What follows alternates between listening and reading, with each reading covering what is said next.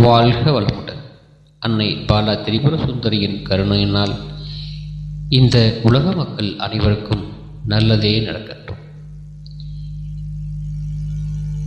இன்னைக்கு நம்ம பார்க்க போகிறது தன்னை தானே வணங்குதலை பற்றி. நம்மளை நாமே ஏன் வணங்கக்கூடாது, அப்படி வணங்கினா நம்மளுக்கு என்ன கிடைக்கும்? பொதுவாகவே மனிதன் ஒரு பரிகாரத்தை செய்யும் போதும், ஒரு கடவுள் வழிபாடை செய்யும் போதும் அவங்க கேட்கறது நினைக்கிறது என்னவா இருக்கும்னா, நம்மளுடைய கஷ்டங்கள் தீரணும், நம்முடைய பிரச்சனைகள் குறையணும், நாம் நினைக்கிறது எல்லாமே நல்லபடியாக நடக்கணும்.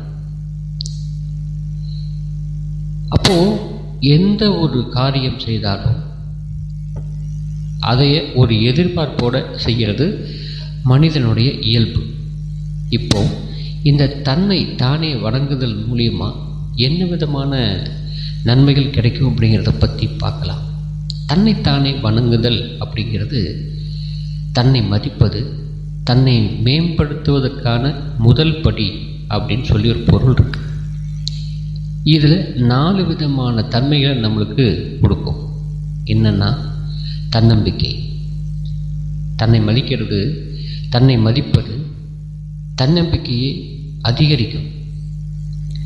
சுய விழிப்புணர்வு, தன்னை பற்றி தெளிவாக அறிந்து கொள்ள உதவும். 3வது தனிமை, தனிமையில் இருப்பவர்களுக்கு தன்னைத்தானே ஆறுதல் படுத்தி கொள்ள உதவும்.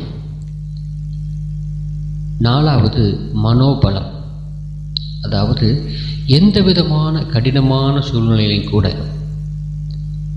ஒரு மனிதன் எதிர்த்து போராடி வெற்றி பெறக்கூடிய திறன் அதிகரிக்கும் நம்மளை நாமே வணங்கும் போது. வாழ்க வளம்.